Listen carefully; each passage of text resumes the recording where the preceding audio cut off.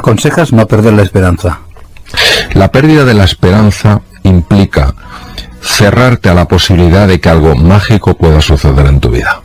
Yo tengo experiencias personales donde me he encontrado con problemas sumamente difíciles de resolver. He hecho todo lo que he podido a nivel consciente, he utilizado todo lo que sabía, todos los estudios que había tenido, toda la experiencia acumulada, y no he sido capaz de encontrar una salida. Y de repente, como de la nada, como si viniera de un lugar sorprendente, que está dentro de uno, pero que a veces le sorprende a uno mismo, te viene una solución que jamás se te había pasado por la cabeza. Cuando yo he revisado en qué momentos me ha pasado esto, en todos esos momentos jamás he tirado la toalla.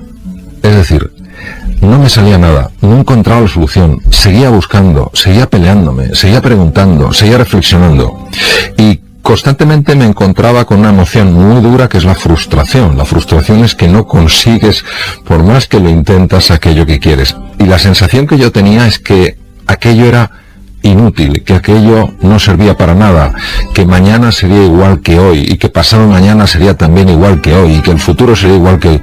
Y sin embargo, el hecho de no desesperarme, el hecho de no tirar la toalla, a pesar de que parecía que todo estaba en contra, ha hecho que de forma súbita, sorprendente, inesperada, en los momentos más curiosos, me haya venido una solución verdaderamente rompedora, y que ha sido la única solución que podía resolver ese problema. ¿Y dónde está el inconsciente ahí? El inconsciente está en el plano que trabaja de la mente humana cuando tú sigues teniendo confianza en que dentro de ti, aunque no los veas, aunque no estén saliendo, aunque no los notes, hay recursos que pueden salir y que te van a ofrecer una posibilidad que ahora ni siquiera te imaginas. Ese seguir creyendo cuando todo va en contra, ese seguir creyendo cuando parece que dentro de ti no hay nada capaz de resolver, capaz de ofrecer una opción, eso de alguna manera, no es el mecanismo, de alguna manera hace que el inconsciente siga y siga y siga trabajando. ¿Hasta qué punto es importante que haya personas que sigan creyendo en ti y te apoyen? Ese es uno de los mayores regalos que una persona puede tener. Está rodeada de otras personas que, aunque tú no estés mostrando ninguna evidencia de que puedes hacer frente a ese desafío, de que puedes hacer frente a esa enfermedad o esa situación de dificultad laboral, sigan creyendo que dentro de ti hay algo extraordinario. Que lo sigan creyendo no como un deseo bondadoso de ayudarte, animarte, sino que en su ser profundo sean conscientes de que dentro de ti, aunque todavía no se haya expresado, hay grandeza. Eso es importantísimo, porque todos estamos muy, muy conectados. Y la pregunta es, ¿y qué ocurre cuando eso no existe? Pues cuando eso no existe, yo solo tengo una propuesta, que entiendo que no es una propuesta genial.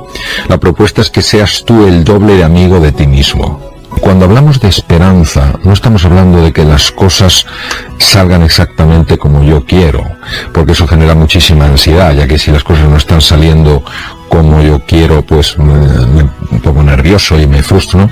La esperanza es el seguir creyendo que en medio de lo imposible puede surgir lo posible, porque es que eso hace que un ser humano pueda seguir manifestando capacidades, recursos, que si tira la toalla dejan de manifestarse. ¿Existen recetas o atajos para lograr cambiar nuestro estado de ánimo? Sí. Más que atajos o recetas, yo diría que referencias. Cuando se comprende cómo opera el estado de ánimo, se sabe que hay ciertas palancas que tienen una repercusión muy rápida en el estado de ánimo. Y primero es el ejercicio físico. Se basa en que los estados de ánimo, el ánimo es el alma, tienen lógicamente una repercusión corporal, fisiológica. El ejercicio físico libera, voy a hablar solo de dos cosas porque hay otras cosas que libera, también muy interesantes, me llevaría tiempo, libera endorfinas y libera oxitocina. Las endorfinas producen una sensación de bienestar, lo cual es porque son opiáceos endógenos, producen una sensación de bienestar, lo cual es muy favorable en ese momento que la persona se siente anímicamente mal. Pero es que además la oxitocina, que es otra hormona que se libera con el ejercicio físico, bloquea los centros del miedo. Muchas veces nuestra angustia, nuestra desesperanza, nuestra ira no son más que una expresión con distintas caras del miedo. El segundo elemento o la segunda palanca para cambiar el estado de ánimo es la conversación. Hablar con alguien con que tengas confianza, no pidiéndole que te solucione nada, sino sencillamente compartiendo tu sentir. En este caso también la base fisiológica, aunque es muy compleja, la base fisiológica tiene mucho que ver con la liberación de oxitocina. La oxitocina es una hormona de tremendos efectos beneficiosos. Siguiente elemento es cambiar la atención. La mejor forma de cambiar la atención es hacerse una pregunta. Por ejemplo, si uno cree que todo es una basura en su vida, la pregunta es, ¿hay algo en mi vida que tenga valor? Y a medida que empiece a buscar en otro lugar, se dará cuenta de que a lo mejor esa persona está sana. ¿Cuántas personas están enfermas? O se dará cuenta de que tiene alguien que les quiere. ¿Cuántas personas hay que no sienten que nadie les quiere? O que están en un país donde gozan de libertad. ¿Cuánta gente está en países que no gozan de libertad? Y así van cambiando el estado de ánimo. Otra forma es cambiando el tipo de palabras que usamos. Las palabras generan cambios en el estado de ánimo. Esto ha sido muy visto allí en la Universidad de Boston. Cuando usamos palabras como constantemente, palabras de problemas, dificultad, maldad, se van generando cambios hormonales y vamos quedando atrapados en esta red de palabras que son fundamentalmente generadoras de aflicción. De ahí también el no tener que juzgar, ni criticar, claro. Claro, porque si tenemos en cuenta cómo juzgamos, nos daremos cuenta que la mayor parte de nuestros juicios, tanto acerca de nosotros mismos como acerca de los demás, tienen una polaridad negativa. Hay un error que a veces se comete, desde luego desde mi punto de vista, que es considerar que el estrés es malo. Vamos a ver, el estrés es buenísimo cuando se activa por las razones adecuadas, en la intensidad adecuada y durante el tiempo adecuado. Si el mecanismo del estrés se activa cuando no corresponde, con la intensidad que no corresponde y con la duración que no corresponde, pues obviamente eso ya no es favorable, eso ya no es adecuado. Por tanto, no se trata de acabar con el estrés, con los mecanismos del estrés, porque es que no podríamos sobrevivir, sería imposible. Lo que se trata es de entender que el estrés tiene un papel cuando lo tiene y no tiene un papel cuando no lo tiene. Entonces, ¿podríamos decir que hay como un estrés bueno y un estrés malo? Bueno, eso es exactamente así y lo dijo el profesor Hanseli, de origen austrohúngaro. Una de estas formas, él la llamó eustrés, es el estrés positivo, es el que necesitamos para ponernos las pilas, para ser más creativos, para ser más emprendedores, para aprender más deprisa. Y hay otra forma que él la denominó distrés. El distrés es tremendamente dañino para el organismo. Es más, yo llevo muchos años estudiando estos procesos y todavía no he encontrado nada positivo en el distrés. Mira que es difícil no encontrar algo positivo en todas las cosas, ¿no? Bueno, realmente el distrés es, de alguna manera, ese mecanismo que, lejos de ser ya eficiente, por el simple hecho de estar activo, está generando muchos problemas. Por ejemplo, a nivel neuronal, el distrés sabemos perfectamente que está asociado con un aumento de hormonas como el cortisol y de neurotransmisores como el glutamato. Entonces esto produce, cuando ese distrés, ese estrés se ha hecho crónico, se ha mantenido a lo largo de mucho tiempo, eso produce la entrada masiva de calcio en las neuronas, sobre todo en las neuronas de una capa que se llama la capa K3 del hipocampo, muy especializadas en lo que es el registro de la memoria, y activa el gen de la apoptosis. El gen de la apoptosis es el gen de la muerte celular, es decir, todas las células del cuerpo tienen ese gen para que llegue un momento en el que esa célula se destruya, porque si no puede dar lugar a procesos tumorales. Bueno, pues en este caso el distrés, ese estrés negativo sostenido en el tiempo, puede activar el gen de la apoptosis neuronal y producir muerte de neuronas. Por otra parte, el distrés está asociado, por ejemplo, a un cuadro que es el síndrome inflamatorio generalizado, es decir, de alguna manera empiezan a liberarse sustancias químicas que las produce el propio organismo, se llaman citoquinas inflamatorias y que dañan desde el sistema cardiovascular al sistema nervioso, etcétera, etcétera. Por otra parte, el distrés se asocia a una sensación muy incómoda, una sensación de irritabilidad, un profundo cansancio, una persona se distrae con demasiada frecuencia, ve que le cuesta mucho mantener la atención, produce insomnio y lógicamente, desde el punto de vista de las relaciones interpersonales, una persona que está en distrés es una persona que está irritable, está bloqueada o de alguna manera está asustada, con lo cual es mucho más difícil, mucho más desafiante que se produzca el encuentro, una relación, un vínculo afectivo con otra persona. Cuando una persona está en distrés, la parte del cerebro que está muy activa se llama la amígdala, que es un conjunto de núcleos que está situada en los lóbulos temporales del cerebro, aproximadamente a la altura de las orejas, aproximadamente. Entonces, ¿qué ocurre? Que cuando estas amígdalas están activadas o se han activado de una forma tan intensa, se desactiva en gran medida toda la parte anterior del cerebro, lo que se llaman las regiones prefrontales, que coloquialmente también se conoce como cerebro ejecutivo. ¿Por qué cerebro ejecutivo?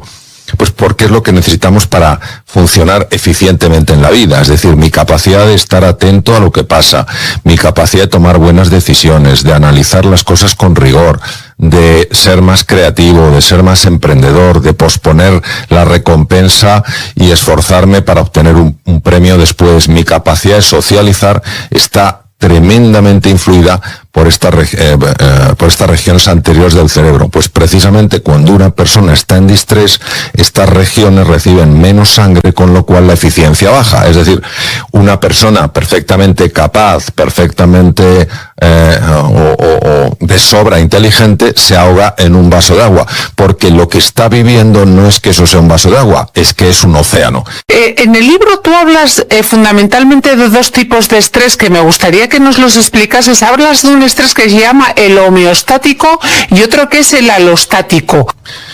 Bueno, la homeostasis y la alostasis hacen referencia a lo siguiente. La homeostasis es la búsqueda activa de un equilibrio. Por ejemplo, si yo me tomo 7 pastelillos, indudablemente los niveles de glucosa en la sangre van a subir.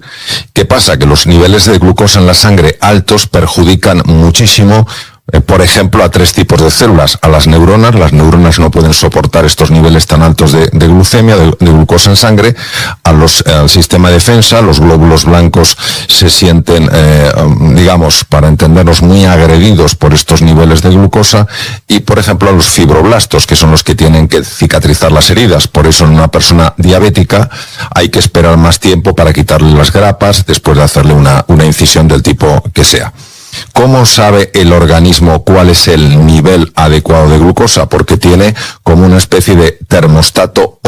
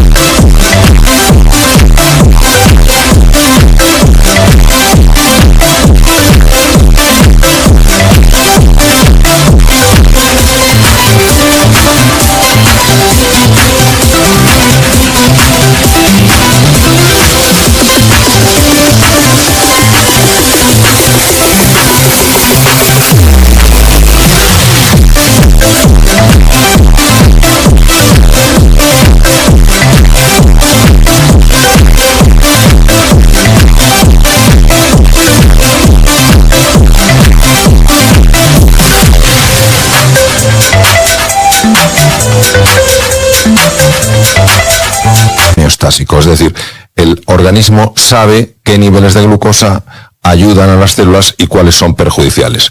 Cuando yo me tomo los 7 pastelillos, inmediatamente empieza a subir el nivel de glucosa y el organismo pone en marcha estos mecanismos para que la glucosa en sangre se reduzca. ¿Cómo lo hace? Convirtiendo esa glucosa en grasa. Se activa la producción de insulina y la insulina obliga a las células grasas a aceptar ese azúcar excesivo que se convierte en triglicéridos que queda almacenado en la célula grasa. ¿Qué es el mecanismo alostático? El mecanismo alostático es un mecanismo en el cual ya la homeostasis no es suficiente, es decir, la persona tiene que evolucionar a un nivel diferente de homeostasis y esto se llama alostasis. ¿Qué relación tiene con el estrés? El problema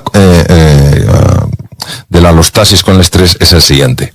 Los seres humanos podemos recuperarnos muy bien de episodios cortos de estrés. No suele haber problemas, salvo que una persona tenga una patología de base, por ejemplo, una cardiopatía, una enfermedad cardíaca de base.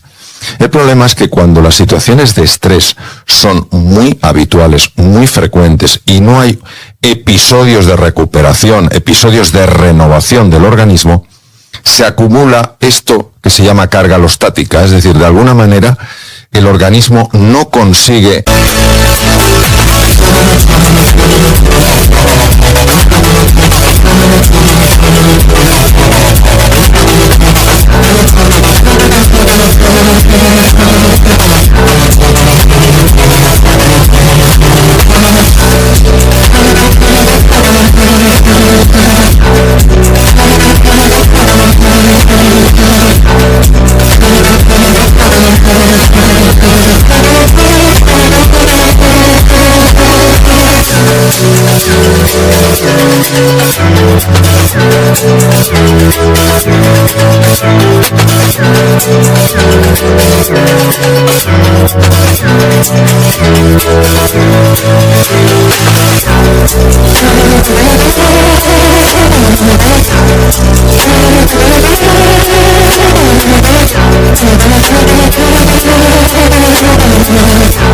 llegar a su homeostasis. Y esto es como si se fuera en el motor de un coche acumulando carbonilla, ¿no? Fruto de la combustión. Entonces llega un momento en el que ese motor no funciona bien. ¿Cómo se nota la carga alostática en una persona? Pues habitualmente porque se pone enferma. Eso es lo típico cuando una persona se va de vacaciones y bueno, pues de alguna manera puede relajarse un poco de la presión constante a la que está sometida, justo en ese momento se pone enferma. Entonces esto es la carga alostática, es decir, alostática. De alguna manera el organismo intenta generar un tipo de adaptación, pero no lo consigue.